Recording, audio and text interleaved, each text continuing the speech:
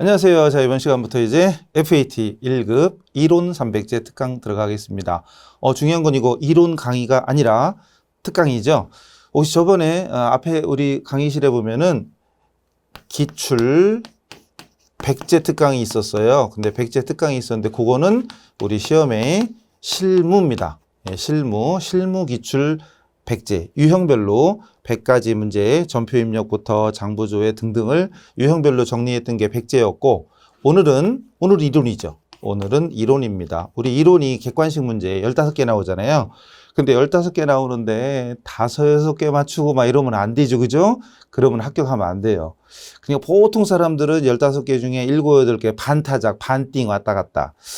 그 정도면 그래도 기본은 하는 건데, 우리 이왕이면 적어도 10개 이상 맞춰서 이왕이면 점수가 왜 이론이 30점이고 실무가 70점이니까 우리 학생들은 다 70점짜리 요거에만 신경이 써 있고 이론은 30점이니까 에이 찍어보자 막 이런 개념인데 그러지 마시고 이왕이면 이론도 30점 중에 최소한 20점 이상 10개 이상을 맞출 수 있도록 하자고요. 그래야 실무에 나가서도 버티지. 안 그러면 욕먹어요. 자격증은 있는데 물어보면 하나도 몰라.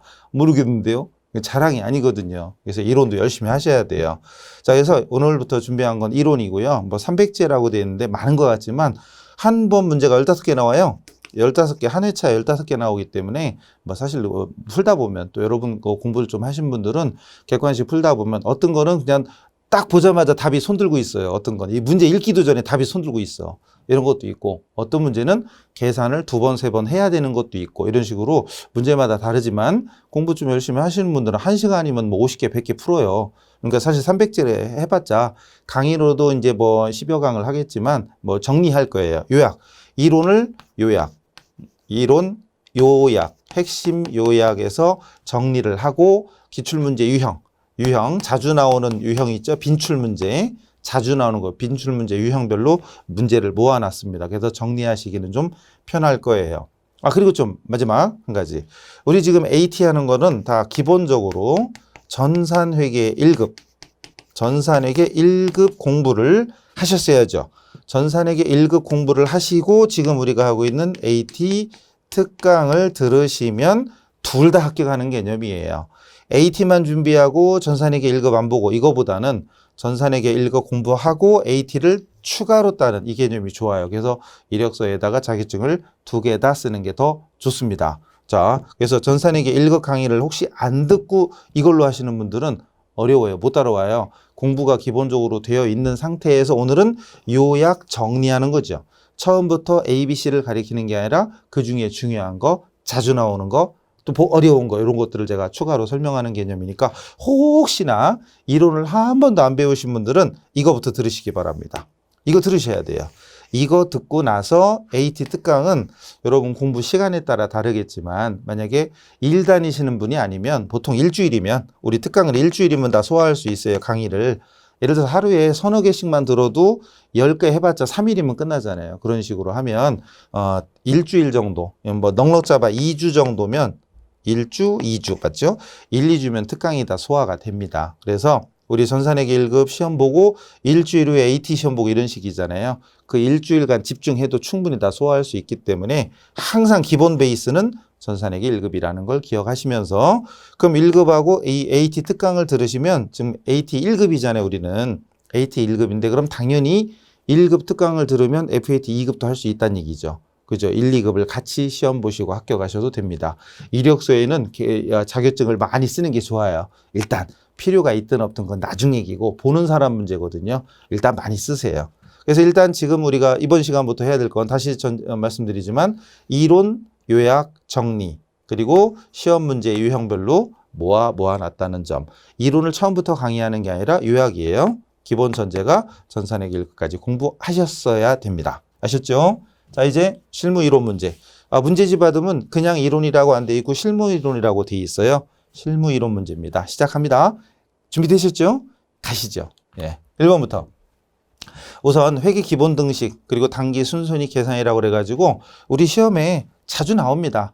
어쨌든 계산 문제 같은 건 우리 시험에 많이 나와요. 15개 중에 뭐 많을 때는 뭐 7, 8, 10개도 나오고 적을 때는 5개 정도 나오고 어쨌든 계산 문제는 늘 나옵니다. 그 중에 먼저 자산에서 부채 빼면 자본이다. 이거 모르면 진짜 회계 처음부터 이 강의 들으시면 필요 없어요. 이론 강의 생기초부터 다시 들으셔야 돼. 자산에서 부채 빼면 자본이다.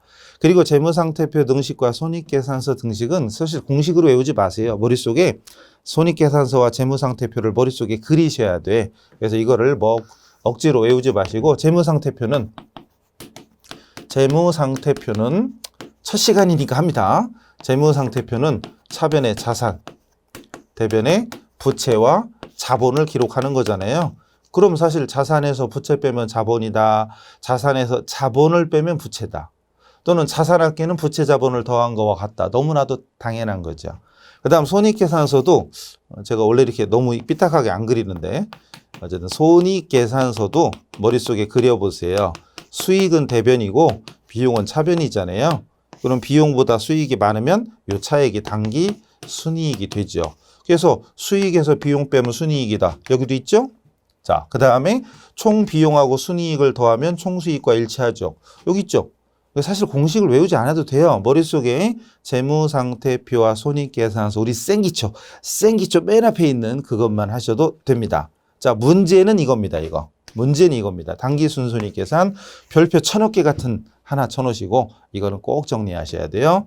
자, 먼저 수익에서 비용 빼면 이익이다. 너무 쉬운 거고, 기말자본에서 기초자본을 빼면 순이익이다. 이게 중요하고요. 그리고 재산법으로 했을 때 순이익과 손익법으로 했을 때 순이익은 일치가 됩니다. 중요한 거죠. 그 다음에 이것도 공식으로 막 외우지 마시고요. 외우지 마시고 자본 계정을 머릿속에 그리셔야 돼요. 처음에는 이 T계정 만약에 저랑 수업을 안 하셨거나 이런 분들은 T계정이 좀 안 익숙해, 좀 불편할 수도 있어요. 근데 이거 조금만 정리하시면 훨씬 더 쉽고 빠르게 간편하게 해결할 수 있습니다. 자본, 우리 거래입 한료소, 우리 회계의 대원칙, 자산 증가는 차변, 자산 감소 대변, 부채와 자본의 증가는 대변, 부채 감소, 부채 자본의 감소는 차변. 이거죠. 원래 자본이 대변이잖아요. 그럼 대변이 증가, 차변이 감소입니다. 거래입 한료소는 회계의 대원칙입니다. 그래서 자본의 증가, 출발이 대변이죠. 대변이 출발입니다. 기초, 출발, 대변입니다. 기초가 대변이면 기말, 차변 당연한 얘기고, 그 다음 대변이 증가니까 추가 출자 또는 증자, 자본의 증가, 증자. 또 당기순이익이 발생해도 자본이 증가하고 수익이 발생해도 자본이 증가한다는 당연한 전제. 그리고 반대로 감소, 자본의 감소, 감자, 인출금. 개인 기업일 때는 추가 출자, 인출. 주식회사일 때는 증자, 감자. 그죠? 문제에 따라서 어떤 문제는 추가 출자, 어떤 때는 증자, 유상증자 이렇게 나옵니다. 또 현금 배당금 주는 거. 배당금, 주식회사 같은 경우에 주주들에게 배당을 주면 이익여금의 감소, 자본의 감소입니다. 현금 배당, 주식 배당은 아니에요. 그 다음 순손실이나 비용, 이익하고 반대니까 수익하고 반대죠. 그래서 증가 감소가 어려운 게 아니잖아요. 요것만 하면은 웬만한 문제 다 해결이 됩니다. 그래서 공식을 막 딸딸딸딸 안 외워도 됩니다. 회계의 가장 기본적인 재무상태표와 손익계산서의 구조, 그리고 자본계정의 구조를 알면 나중에 문제를 훨씬 더 쉽고 빠르게 간편하게 풀 수 있습니다. 확인해 볼까요? 일단 문제 들어가 봅시다. 뭐다냐? 자, 말이 많죠. AT가요, 말이 많아요. 실무도 그랬지만 이론도요, 문제가 길어. 그림도 나오고 중간에 사파들이 나오고 이미지 나오고 막 표가 나오고 하니까 처음 하는 사람들의 AT가 더 어렵게 보일 수도 있어요. 실질적인 난이도가 어렵다고 볼 수는 없어요. 난이도는 사실은 더 쉬워요. AT가 전산회계보다 합격률이 5%에서 10%씩 높아요. 요즘은 어차피 쉬워 또. 요즘은 쉽게 내요. 서로 경쟁하느라고 어렵게 내면 시험 안 보니까 쉽게 해서 서로 좋아요? 쉬우니까? 그래도 시험 보면 어렵다는데. 근데 시험은 어려운 게 좋은 거예요, 원래는. 어려운 걸 붙어야 오 이렇게 되는 거지. 아무나 딸 수 있는 거다 그럼. 그거 뭐하냐? 뭐대로 땄냐? 이렇게 되는 거예요. 어렵길 바라야 돼요. 넘어갑시다. 자, 봅시다. 2020년 1월 1일. 우리 회계에서는 특별한 말이 없으면 1월부터 12월로 가정하면 1월이 기초잖아요. 기초. 1월 1일 기초에 130만 원 출자하여 설립을 했대요. 아하, 그렇다면 이 130만 원이 기초자본이 되는 겁니다. 기초자본 설립을 했는데 20년 12월 말, 12월이면 기말이잖아요. 기말 재무상태표의 자산 부채 계정 과목이 아래와 같을 때 순이익이 얼마냐? 어머나? 순이익을 물어봤어요. 뭐라? 보통은 순이익을 물어보면 보통은 수익과 비용에 해당되는 자료가 나옵니다. 그래서 수익 총액에서 비용 총액을 빼면 그게 바로 순이익이 되죠. 근데 여기는 자산부채 자본이 나와요. 희한하죠? 희한합니다. 어쨌든 그래서 이 특강을 통해서 이런 유형, 여러 가지 유형을 접해보고 여러분이 몇 년치를 찾아서 공부하는 것보다 제가 모아서 쫙 해드리면 더 낫겠죠. 그죠? 어쨌든 자산부채입니다. 자, 그럼 자산부채니까 눈치학상, 빨리 잽싸게 재무상태표를 그립니다. 재무상태표. 물론 시험 볼 때는 종이에다가 시험 문제지가 종이 주잖아요. 거기다 펜으로 직접 그리면 돼요. 그냥 빨간색 하든지 알아서 그리면 됩니다. 근데 그때는 재무상태표 이런 글자 쓰면 안 되죠. 눈치껏. 저는 지금 설명하느라고 쓴 거지. 시험장 가서 이거 쓰고 있으면 안 돼요. 자, 현금 자산이죠.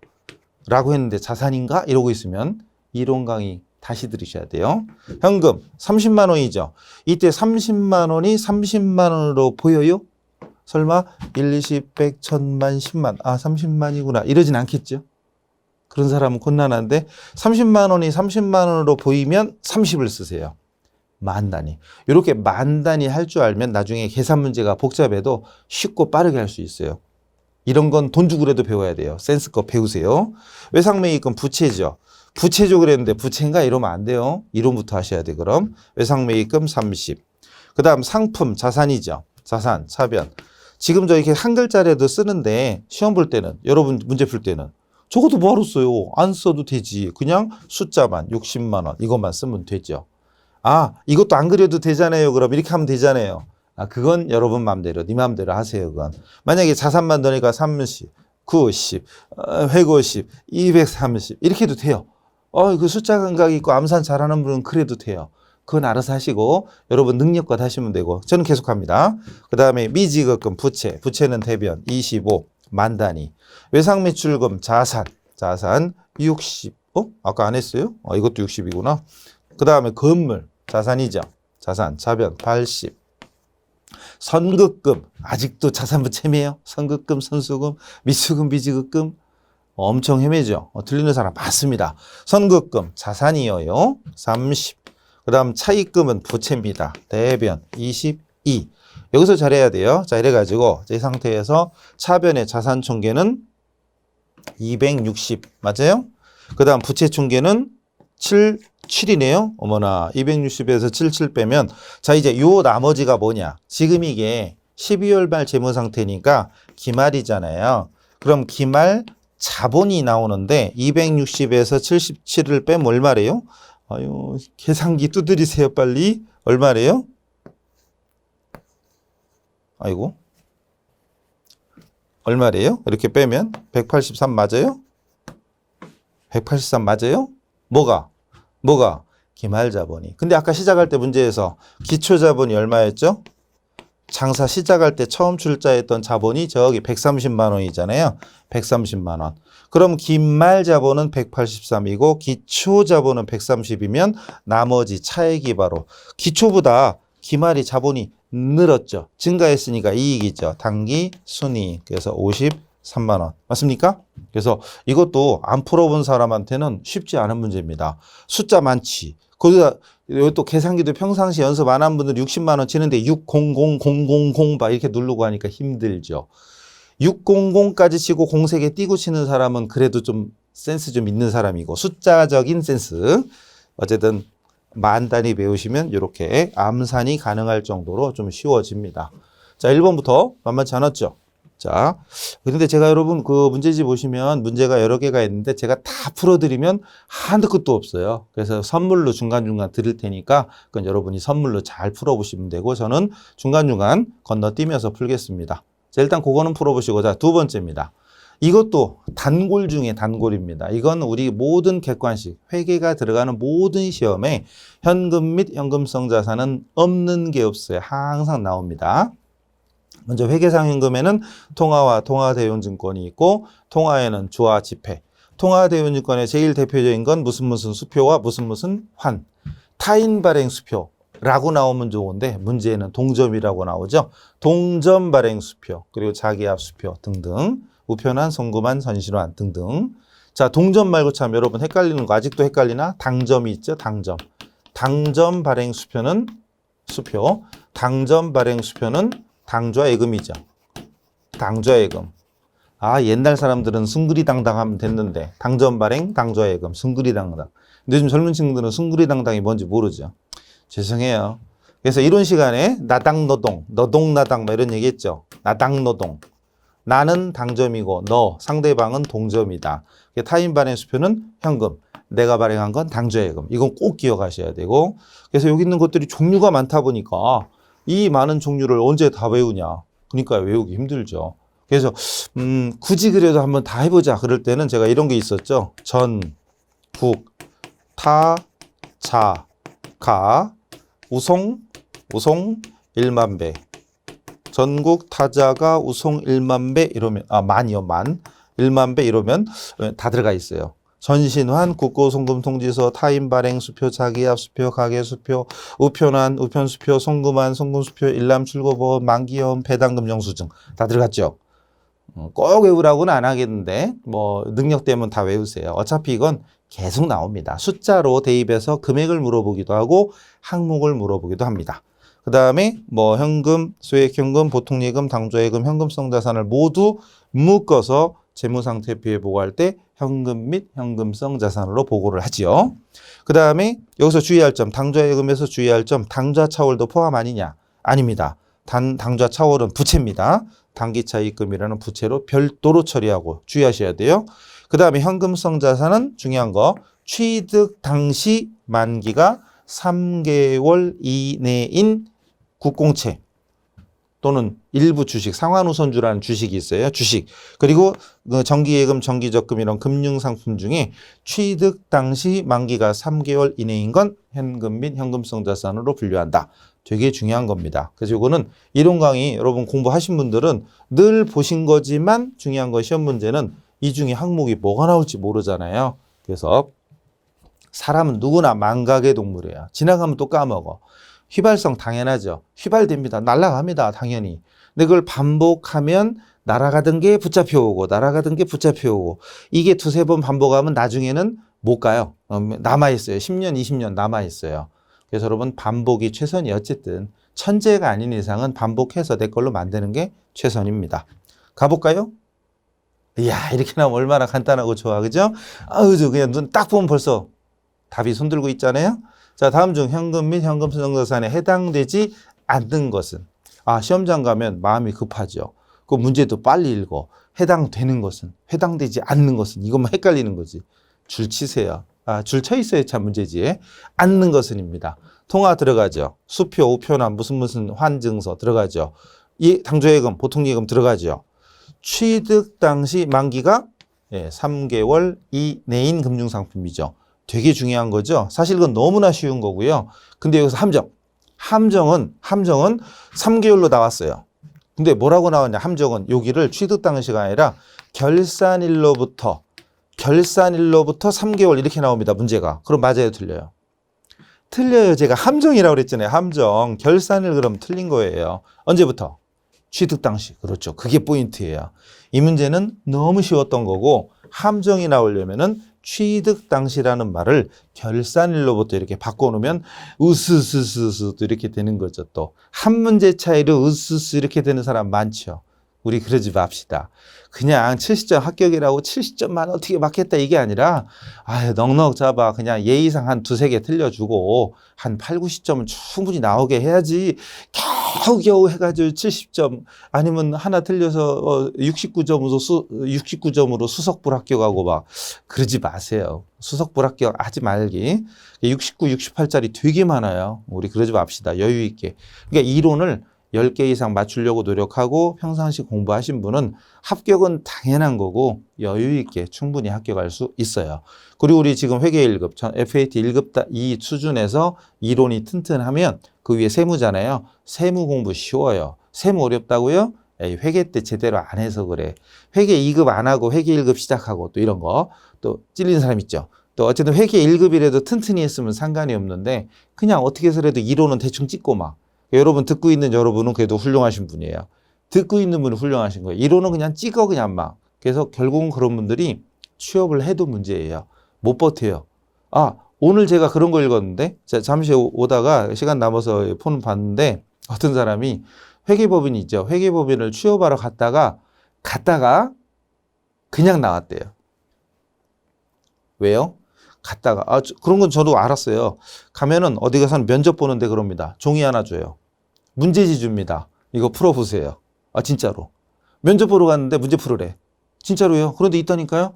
문제 딱 받으니까 어느 나라 말이야 막 못 푸니까 그래가지고 어떻게 해요. 어차피 풀어봤자 이거 망신당하게 생겼고 에라 모르겠다. 그냥 나왔대요. 진짜로. 그런 사람이 있어요. 그러니까 회계법인이나 세무법인은 기본적인 지식이 있어야 하는 거잖아요. 그 문제지 주고 풀어보라고 그래요, 진짜로. 그래서 풀어보고 그걸로 면접이 결정되기도 하고. 그러니까 사실 이론이 없으면 못 버텨요. 그래서 어떻게 자격증만 따면 되겠지 이게 아니라 자격증을 따는 건 당연하고 기본 실력을 튼튼히 해야 됩니다. 이론 강의 열심히 들으셔야 돼요. 가보죠 또. 이 정도는 나와야죠. 최소한 이 정도는. 자, 다음은 항공이 저기 한국 공인회계사이잖아요. AT가. 항공에서 보관 중인 결산 시점의 자산 내역에다 재무상태표에 현금 및 현금성 자산, 현금 및 현금성 자산으로 반영되는 금액으로 오른 것은 자, 숫자가 뭐 5개예요. 그 중에 현금 및 현금성 자산에 속한다, 안 속한다 고르면 되죠. 지폐주와 말할 것도 없죠. 거래처 발행 수표, 타인 발행 수표 들어가죠. 양도성 예금증선 대 취득은 1월 1일 취득이고 만기는 뭐예요 이거? 19년 21년이면 2년 뭐예요? 2년짜리예요? 그럼 이거는 취득 당시 만기가 3개월이랬죠. 오늘은 이 문제가 연도가 안 써 있구나. 연도가 안 쓰는데 지금이 만약에 2020년 12월 31일이다.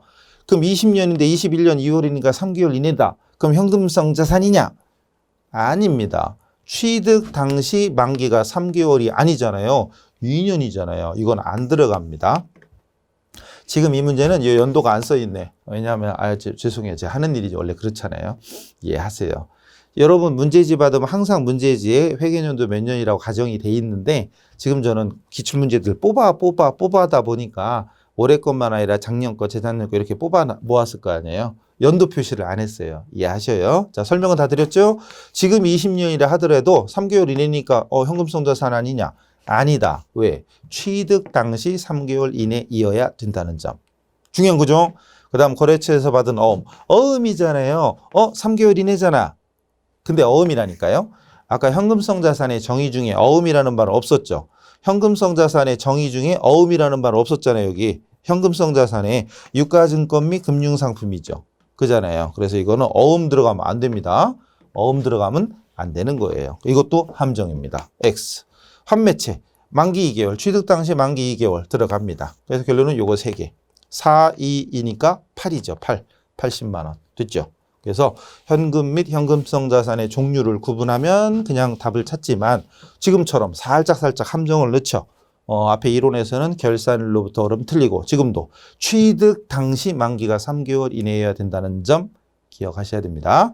자, 이건 뭐야? 우리 AT 시험의 특징이죠. 이런 만화가 항상 나옵니다. 15개 중에 한두 개는 항상 이런 만화, 사파, 이미지가 있어요. 이거 보고 찾아야 돼. 지금 화면상으로는 잘 안 보이시면 책 보시면 되니까. 쌤님의 질문에 옳은 답변을 한 사람은 누구다냐 그랬어요. 쌤이 뭐라고 했냐? 저랑 비슷해요? 아니구나. 죄송해요. 자, 기업의 거래은행에서 당좌 차월이 발생했을 때 어떻게 표시할 거냐? 앞에 있었죠. 당좌 차월은 뭐? 그냥 문제 볼 것도 없어. 당좌 차월은 머릿속에서 단기 차입금. 그렇죠. 단기 차입금이에요. 당좌 차월로 표시하냐? 당좌예금이냐? 아니다. 재무상태표에 적으면 안 되냐? 안 되죠. 적어야죠. 적어야 됩니다. 뭘로? 단기 차입금으로. 윤희 단기 차입금으로 표시를 해야 되죠. 그죠? 당좌 차월은 예금 잔액을 초과해서 수표 발행한 것이고 재무상태표에 적을 때는 단기 차입금에 포함시킵니다. 됐죠? 잘 넘어간다. 자, 그래서 주제별로 지금 이렇게 가는 거예요, 지금. 첫 번째가 기본적인 등식. 근데 문항수를 보세요. 문제지 보시면 문항수 보이시죠? 그 문항수가 뭐예요? 뭐긴 뭐요? 기출문제지. 그러니까 문항수가 많다는 얘기는 그 주제가 많이 나온다는 얘기고, 문항수가 한 개밖에 없네? 그럼 잘 안 나온다는 거죠. 빈도. 빈도를 알 수 있죠. 그게 빈도예요. 제가 문제 300문제면 몇 회분? 그죠? 20회분이죠. 20회분을 쫙 모아놓은 거예요. 그럼 여러분이 AT 시험에서는 이런 게 많이 나오는구나. 이런 게 안 나오는구나. 진짜 많이 나오는 건 아직 안 나왔어요. 기다리세요. 이번 시간에 나오기 시작하네. 단기 매매 증권은 단골 중에 하나입니다. 앞에 있는 두 가지 주제는 최소 기초잖아요. 기초. 사실 회계 2급에 속하는 게 더 많죠. 그죠? 지금은 이제 1급. 어쨌든 지금부터 또 세 번째 자료로 갑니다. 단기 매매 증권. 주제가 몇 개 있나 책 보시면 아시죠? 쭉 넘어가면 20몇 절 이렇게 돼 있어요. 어쨌든 자, 세 번째 주제입니다. 단기 매매 증권. 이것도 역시 회계뿐만 아니라 나중에 세무과도 하실 거지요. 하셔야지요. 세무에 가서도 계속 나옵니다. 중요한 거. 자, 먼저 단기 매매 증권 중요한 전제. 먼저 단기간. 1년 이내. 회계에서 단기는 1년 이내죠. 단기간 내의 매매 차익을 목적으로 매수와 매도가 적극적이고 빈번하게. 즉 시장성. 우리 상장 주식 이런 얘기 들어보셨죠? 상장 회사, 상장 주식, 상장 시장성이 있어야 됩니다. 이게 전제 조건이고, 그다음 정말 중요한 거 이거 별표 3천억 개 같은 별표 3개 쳐놓으세요. 별표 3천억 개 같은 3개 쳐놓으시고, 자, 주식이나 채권을 사고 팔 때 수수료를 주고받아요. 이때 구입할 때 수수료. 구입할 때 수수료는 원래는 원가에 포함되죠. 상품이나 건물, 유가증권, 뭐 토지 이런 자동차 이런 것들은 다 매입할 때 들어가는 운반비, 수수료, 뭐 취등록세 이런 것들은 다 원가에 포함이잖아요. 그런데 지금 우리는 단기 매매 증권하고 있죠. 단기 매매 증권에서는 900번대의 수수료 비용. 이때 900번대라는 건 뭘 얘기한다? 그렇죠. 영업의 비용이죠. 지금 제가 하는 말이 완 중국말로 들려. 이건 독일어인지 중국말인지 모르겠어. 그럼 이론 공부 안 하신 거죠. 그럼 빨리 이론 공부부터 하고 오셔야 돼요. 그래야 AT 합격은 물론 나중에 세무까지도 충분히 할 수 있어요. 근데 난 이론 하나도 안 배우시오. 그럼 특강 들어오면 안 돼. 이론부터 다시 들으셔야 돼요. 그럼 이론 적어도 한두 번은 공부한 다음에 지금 이거. 자, 우리 짚어주는 거죠. 중요한 거. 자, 단기 매매 증권 구입할 때 수수료는 900번대. 중요한 건 900번대라는 거 꼭 기억하셔야 돼요. 왜? 수수료를 검색을 딱 하면, 우리 실계 같은 거 검색을 딱 하면 800번대도 나오고 900번대도 나와요. 그럼 몇 번대? 900번대 해줘야 돼. 물론 이론 시험에서는 그냥 원가, 이제 수수료 비용이다. 또는 지급 수수료다. 우리 옛날에는 프로그램에 다 지급 수수료로 세팅돼 있었어요. 옛날에는. 요즘은 수수료 비용. 어쨌든 엉덩이나 방딩이나 같은 겁니다. 요즘은 같은 거예요. 근데 프로그램마다 문제마다 어떤 문제는 지급 수수료, 어떤 문제는 수수료 비용이니까 그놈이구나 이렇게 하시면 돼요. 너무 예민 들지 마시고 같은 거예요. 그냥 엉덩이나 방딩이나. 자, 다시 단기 매매 증권 구입할 때 수수료는 900번대, 즉 영업외 비용인 수수료 비용, 지급 수수료로 처리한다. 단기 매매 증권이 아니면 원가에 산입해라. 즉 매도 가능 증권, 만기 보유 증권 이럴 때는 취득 원가에 포함이고요. 처분할 때 수수료. 처분할 때 수수료는 처분가액에서 그냥 깝니다. 수수료라고 분개를 안 합니다. 그냥 매출 처분 대금에서 깝니다. 만약에 주식을 100만 원 팔았는데 수수료 2만 원 떼고 들어왔다. 그럼 100만 원에서 2만 원 뺀 98만 원 처분했다. 끝. 이렇게 되는 거예요. 자, 처분할 때 수수료. 이건 잘 안 나옵니다. 그러니까 더 어렵죠. 잘 안 나오는 건 까먹기 쉽죠. 그죠? 아무리 어려워도 자주 나오면 풀어. 자주 하니까. 근데 아무리 쉬워도 자주 안 나오는 건 까먹어요. 그래서 중요한 건 틈나는 대로 계속해서 돌려야 돼요. 그래서 강의 들을 때 그 문제 책에다가 여러분 책에다가 필기를 하는 건 좋은데 한 번 푸고 말 거면 그냥 막 하시고 한 번은 또 풀겠다 그러면 처음부터 책에다 메모하지 마시고 연습장에 메모하세요.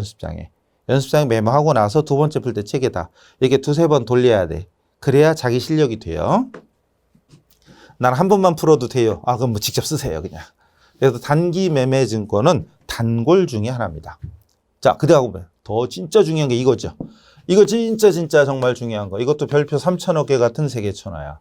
단기 매매 증권의 핵심이죠. 단기 매매 증권 핵심 바로 이거. 평가. 자, 단기 매매 증권 주식이나 채권, 특히 주식을 수시로 아까 왜 매수와 매도가 적극적이고 빈번하게 있었죠? 수시로 사고 파는 거잖아요. 그럼 주식값은 계속 변하고 수시로 사고 팔고 하는데 수시로 사고 팔다가 남아있는 결산일 현재 남아있는 주식, 이 주식의 취득원가와 오늘 현재 기말공정가, 기말공정가 한마디로 시가잖아요. 기말공정가, 시가로 평가를 내라. 그래서 무슨 법? 공정가치법, 공정가액법 또는 시가법. 아이 공정가치는 뭐고 공정가액은 뭐고 시가는 뭐야. 에이 신발 많이 찾지 말고요. 그냥 우리 회계할 때는 좀 두루뭉실해야 돼. 아, 다 그놈이구나.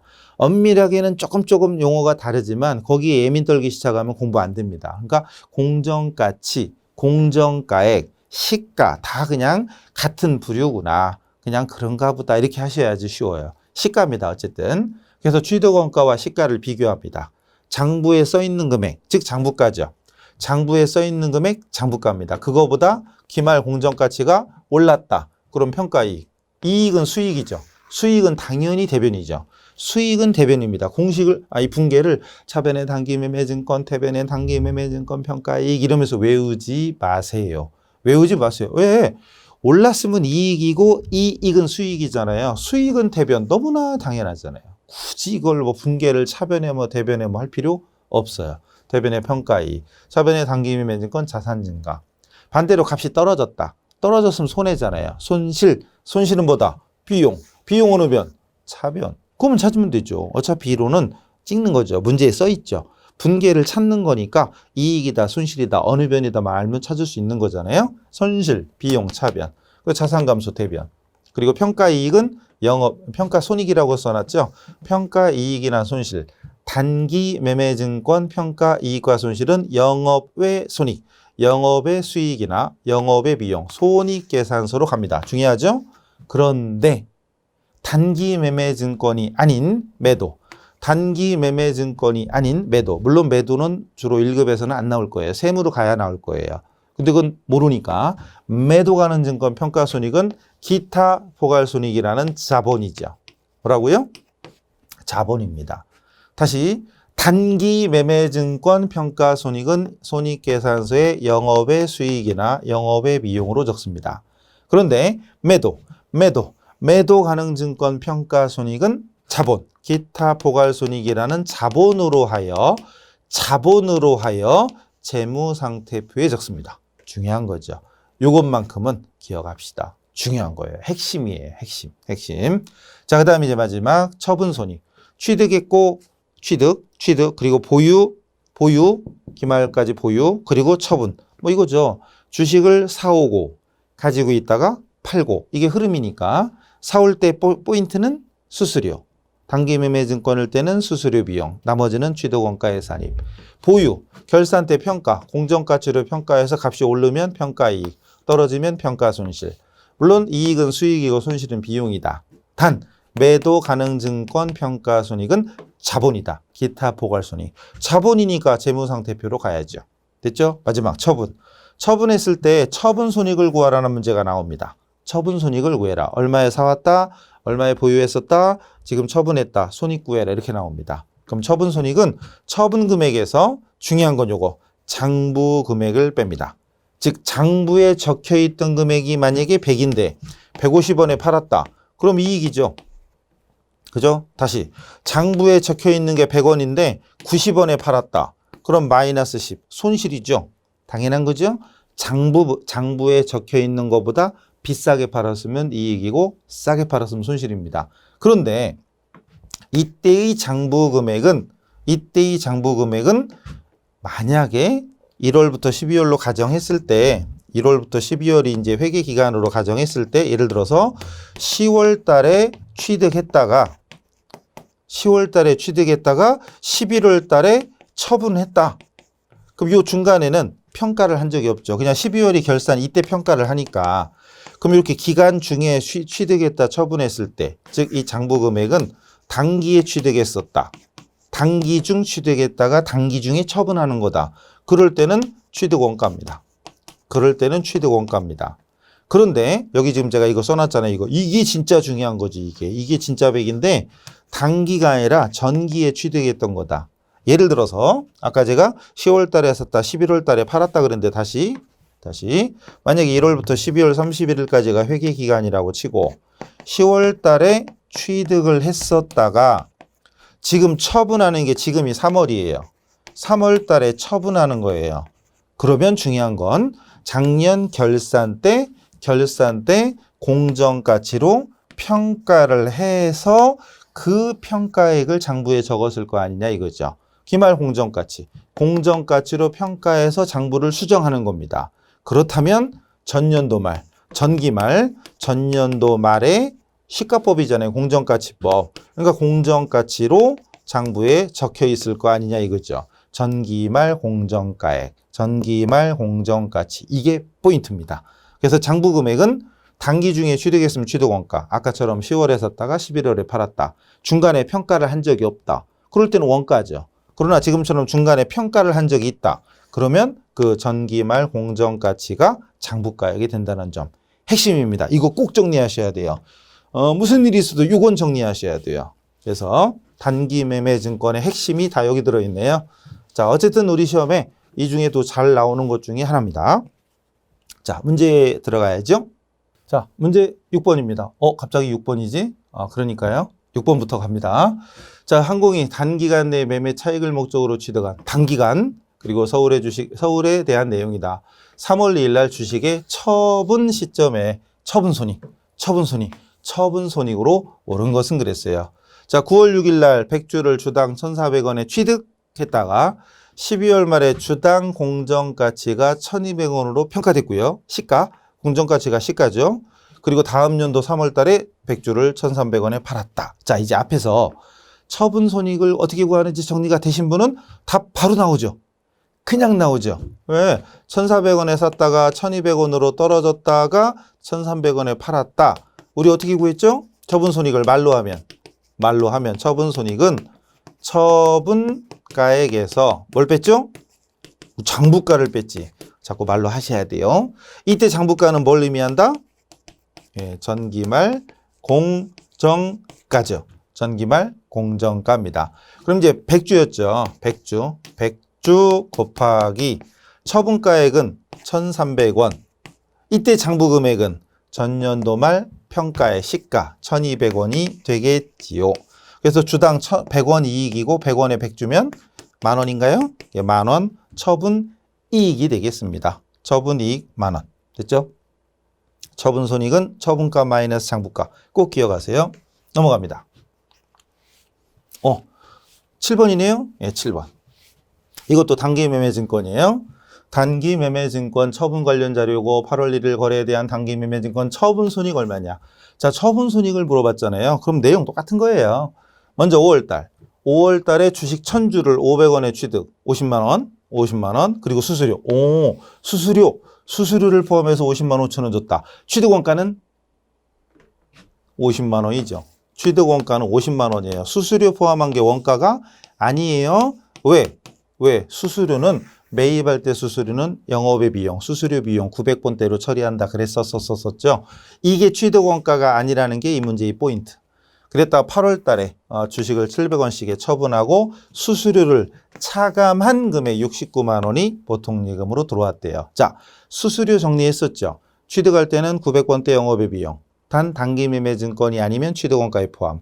처분할 때 수수료는 처분가액에서 차감.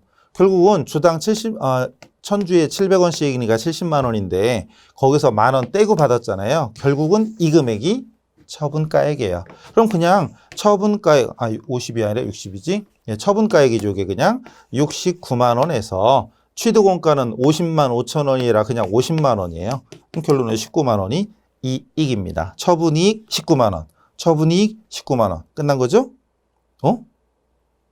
이게 매도 가능 증권이었어요? 단기 매매 증권이잖아요. 단기 매매 증권인데 왜 매도 가능 증권이 나왔죠? 이 지금 문제가 단기 매매 증권이죠. 단기 매매 증권이니까 누가 이랬죠, 이거? 이게 단기 매매 증권이에요. 단기 매매 증권 처분 이익 19만 원이에요. 단기 매매 증권 처분 이익 19만 원. 얘는 손실 금액이 달랐죠? 이익이죠, 지금? 이익이에요. 요거 단기 매매 증권입니다. 그다음 만약에 매도 가능 증권이었으면 처분가액은 똑같은데 취득 원가가 요거예요. 50만 5천 원. 단기 매매 증권이 아니었으면 원가에 포함됩니다. 그러면은 이게 얼마예요? 그럼 빼면은 18만 5천 원 되나? 18만 5천 원이 이익이 돼요. 매도 가는 증권이었으면. 요거 단기입니다. 요거 단기예요. 단기. 그래서 단기 매매 증권에 대한 문제. 처분 금액,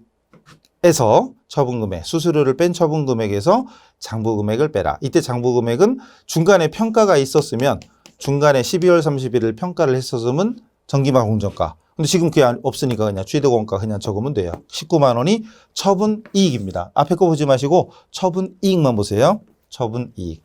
자, 됐습니다.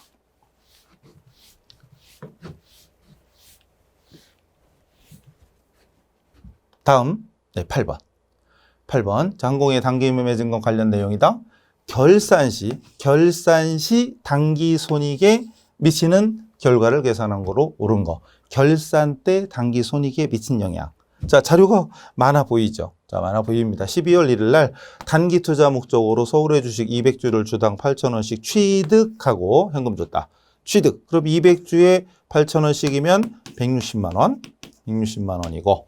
그다음 12월 15일 날 위 주식 중 100주. 샀던 게 200주였는데 그중에 100주를 주당 10,000원씩 처분 팔았대요.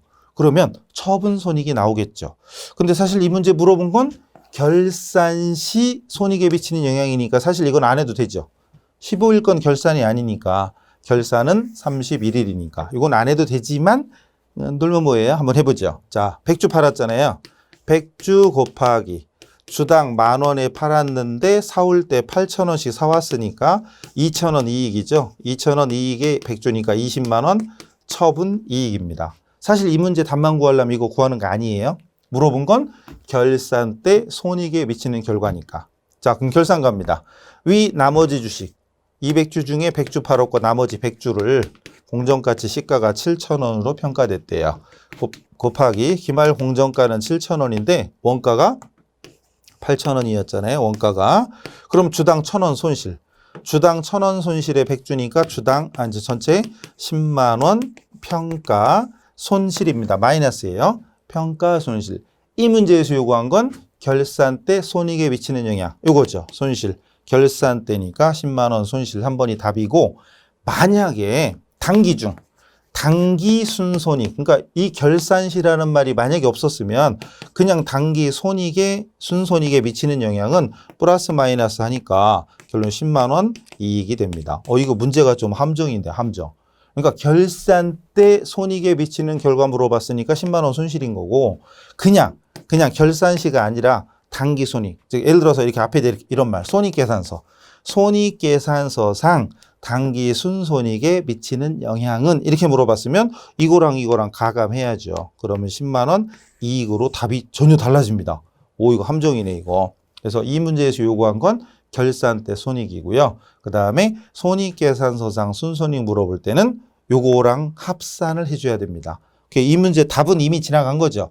이 문제 답이 몇 번인가 중요한 게 아니고 이런 식으로 문제를 가지고 물어보는 것만 살짝 지문만 바꾸면 새로운 문제가 돼요. 문제를 차분히 잘 분석을 해야 됩니다. 여기까지죠? 자, 일단 이번 시간 여기서 마칠 테니까 중간에 안 풀어드린 거 있으면 선물로 드릴게요. 여러분 풀어보시면서 또 궁금한 거 있다 그러면 질문하시면 되고 어쨌든 이렇게 비슷한 유형을 반복해서 풀어보시면서 이런 정도면 내 풀 수 있겠다. 이런 자신감을 갖기 바랍니다. 이번 시간 여기서 마치죠. 수고하셨어요.